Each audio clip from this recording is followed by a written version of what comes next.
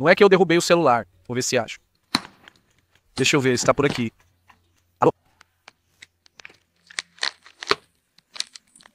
Muito bem, Jokers da ciência. Há um tempo fiz um vídeo onde explicava como funcionam os motores dos aviões comerciais. Por exemplo, o de um Boeing 737, o de um Airbus 320, etc. Semanas atrás, fiz um vídeo explicando como funcionam os motores dos aviões leves usados na aviação comercial. Vou deixar aqui para você, como por exemplo o ATR, que inclusive estive nele no verão de 2018. Gostei muito mais do ATR do que eu imaginava.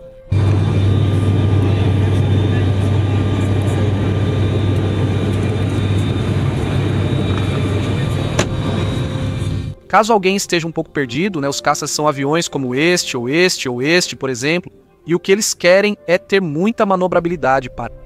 Por exemplo, no caso de um avião entrar em território espanhol, então decolaria um F-18 ou um Eurofighter. Vamos verificar esse avião e se está armado. Tentariam contatar o avião e, se não houvesse resposta, no pior cenário, o avião seria abatido. Então, os caças precisam ter motores que lhes deem uma aceleração brutal para poderem atingir velocidades incríveis e assim chegar a tempo. Para que, no caso de o avião que está entrando no território ser um avião inimigo, armado ou qualquer coisa assim, você tenha tempo de chegar e abatê-lo. Essa é a questão. Então, qual é a diferença entre um motor de avião comercial, como por exemplo este, e um motor de caça, como por exemplo este? Eu diria que a principal diferença entre os motores dos caças e dos aviões comerciais, além, é claro, do tamanho, é o pós-combustor. Os motores dos caças têm o que é conhecido como pós-combustor, ou em inglês, afterburner. Bom, então caso alguém não saiba o que é um pós-combustor, é uma câmara de combustão adicional que você coloca no seu motor depois da turbina, que é grande, mas muito grande mesmo. O objetivo é misturar o ar da turbina com mais combustível, explodir a mistura e expeli-la para trás em altíssima velocidade. Para que isso te empurre para frente, também é uma velocidade incrível. Se você não viveu isso, é impossível imaginar, acredite. Como sou um pós-combustor, é música para os meus ouvidos.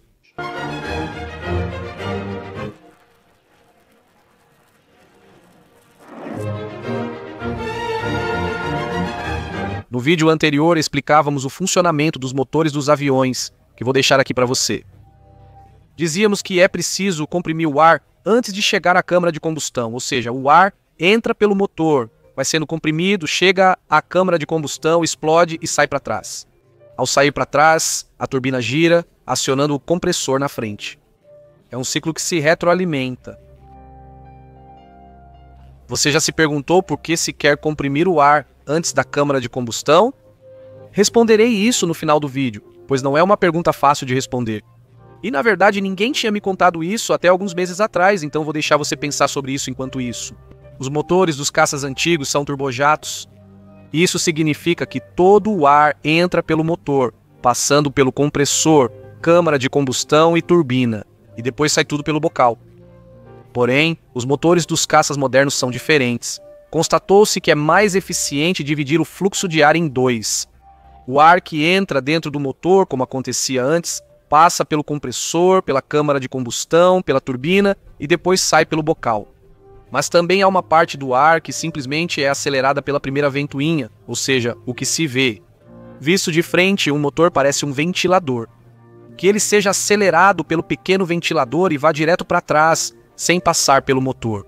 Claro, esse ar, acelerado apenas pela primeira etapa do ventilador, não vai sair muito rápido para trás. Essa é a chave de tudo e vou te explicar agora. Os motores dos caças, na verdade, são bastante parecidos com os motores dos aviões comerciais, onde, por exemplo, aqui podemos ver que há uma parte do ar que simplesmente está sendo acelerada e já vai diretamente para trás. Além disso, outra parte do ar que está no meio passa por dentro do motor. O mesmo ocorre nos caças. Explicarei por que isso é muito mais eficiente do que o que se fazia no passado. É necessário utilizar o conceito de momento linear. Não se assuste, pois usaremos algumas equações, mas há animações que ajudarão você a entender perfeitamente. Se algum engenheiro matemático, físico ou de informática estiver assistindo a este vídeo, vamos lá. Deixarei as unidades de lado para focar apenas no conceito, sem me preocupar se são metros por segundo ou quilômetros por hora, para que todo mundo possa entender. Sabemos que o momento linear é igual à massa multiplicada pela velocidade. Vamos deixar essa equação aí para que fique bem visível. Agora temos um avião que está lançando ar para trás. Vamos pausar a imagem em um certo momento e dar um zoom para ver o que está acontecendo. O ar, neste momento, está indo para trás e supondo que estamos lançando 3 kg de ar a uma velocidade de 8 metros por segundo. Isso vai nos dar um momento linear de 24 e pela terceira lei de Newton, nós que estamos lançando ar para trás. Com um momento linear de 24, vamos receber um momento linear de 24 mais para frente. Essa é a típica ação e reação. Então, se somarmos as forças, elas se anulam. Vamos analisar esse momento linear de 24. A que velocidade nosso avião vai ficar se supormos que ele pesa 6 kg? Bem, resolvendo uma equação de sempre. Obteremos uma velocidade de 4 metros por segundo, portanto, se nosso avião de cerca de 6 kg está lançando 3 kg de ar a uma velocidade de 8 metros por segundo, ele irá para frente a uma velocidade de 4 metros por segundo. Agora que compreendemos o momento linear, vamos ver a chave do sucesso. Suponha que estamos lançando ar com um momento linear de 48. Suponhamos que a massa do nosso avião, o F-22, seja de aproximadamente 6 kg, como anteriormente. Conhecendo o momento linear e o peso do avião, é possível determinar a velocidade de deslocamento para a frente da aeronave. E isso é cerca de 8 metros por segundo, ou seja, sempre que nosso avião estiver lançando ar para trás. Com um momento linear de 48, nosso avião se moverá a uma velocidade de 8 metros por segundo. Muito importante. Agora vem o ponto-chave. Temos várias formas de conseguir um momento linear de 48. A primeira forma é lançar muito ar a uma baixa velocidade, por exemplo, 24 kg a 2 metros por segundo. Isso nos dará um momento linear de 48. E a segunda opção é lançar pouco ar a alta velocidade, por exemplo, 4 kg a 12 metros por segundo. Ambas as opções resultarão no mesmo momento linear, fazendo nosso avião se mover para frente a 8 metros por segundo. Mas agora precisamos lembrar da energia, que com certeza você se lembra da escola. E a fórmula da energia é meio da massa vezes a velocidade ao quadrado. E isso é o mais importante de tudo. Porque com a primeira opção, que tínhamos uma massa de 24, se aplicarmos a fórmula dá 24. Dividido por 2, pois isso faz com que tudo seja reduzido pela metade. Agora multiplique pela velocidade ao quadrado. Como a velocidade é 2 metros por segundo, 2 ao quadrado é 4. Então no final vamos ficar com 12 vezes 4, que são 48. Ou seja, aqui estamos gastando uma energia de 48. No entanto, na segunda opção vamos aplicar agora também a fórmula. Temos 4 kg dividido por 2, que são 2, e multiplicado pela velocidade ao quadrado, ou seja, 12 ao quadrado, que são 144. Isso nos dá um resultado de 288 de energia, para o gasto que você tem com a primeira e a segunda opção. Isso é abismal, simplesmente porque a velocidade está ao quadrado na equação da energia. Mas ambas opções vão te dar o mesmo momento linear. Ou seja, você vai na mesma velocidade, mas gastando mais energia com uma do que com a outra. E essa é a razão pela qual os aviões comerciais têm motores enormes, mas realmente enormes. Olha, por exemplo, essa foto. O que eles buscam é lançar uma grande quantidade de ar para trás, mas a uma velocidade não muito alta, pois isso é o mais rentável, como acabamos de ver. Então, o que estão tentando fazer nos aviões comerciais é criar motores cada vez maiores, maiores e maiores. E talvez você esteja se perguntando, por que os motores são assim? Por que os motores não são gigantescos, com 200 metros de diâmetro? Bom, veja, isso é uma loucura, porque aqui entram em cena os limites. A estrutura do avião precisa suportar o motor e a força que ele exerce sobre a aeronave, porque senão a asa quebra. Então, estão tentando fazer os motores maiores dentro dos limites estruturais, limites aerodinâmicos, porque o motor, sendo tão grande, também gera uma certa resistência. Mas os caças, como você pode ver nesta imagem, o avião tem os motores dentro dele, e se o motor está dentro, o que isso significa? Também não é muito grande, não tem um grande diâmetro, como por exemplo este motor, que é enorme, e isso é totalmente verdade, mas ainda assim continua sendo um turbofan. Ou seja, né, uma parte do ar passa pelo motor, enquanto uma pequena porção não passa por ele.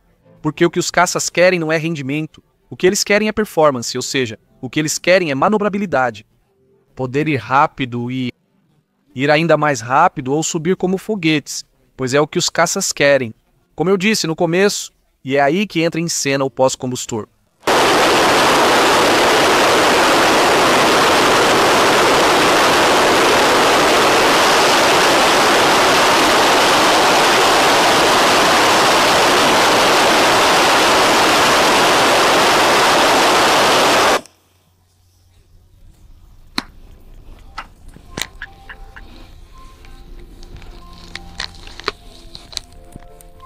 De acordo com o que expliquei, você deve estar pensando, beleza, mas se o pós-combustor serve justamente para depois da turbina, misturar o ar com combustível de novo e explodir, isso vai fazer com que o ar saia para trás muito rápido. Portanto, pela equação de energia explicada anteriormente, isso não será nada eficiente, pois é exatamente assim. Mas os caças não se importam com eficiência, porque o que importa para eles é ter manobrabilidade, para poder, em uma emergência, ir super rápido e alcançar o objetivo. Depois do pós-combustor, no final já temos o bocal, mas quando estamos usando um pós-combustor, precisamos de um bocal móvel para otimizar todo o processo, para que a área de saída vá mudando de acordo com a potência que você está dando ao motor, se o pós-combustor está ligado ou não, se o pós-combustor está no máximo ou não, etc. Mas isso eu explicarei no próximo vídeo da série sobre ondas de choque, cujo link deixo aqui. Será um vídeo sensacional. Vou explicar por que, às vezes, são usados bocais convergentes e depois divergentes, ou seja, com a área se fechando e depois abrindo. Por quê? Bom, isso eu vou te explicar no vídeo que eu estou te dizendo que vou deixar aqui. Agora vamos nos concentrar na parte frontal do motor, usando uma J79. Esse aqui é um turbojato, ou seja, todo o ar que entra passa pelo compressor, pela câmara de combustão, pela turbina e sai pelo bocal.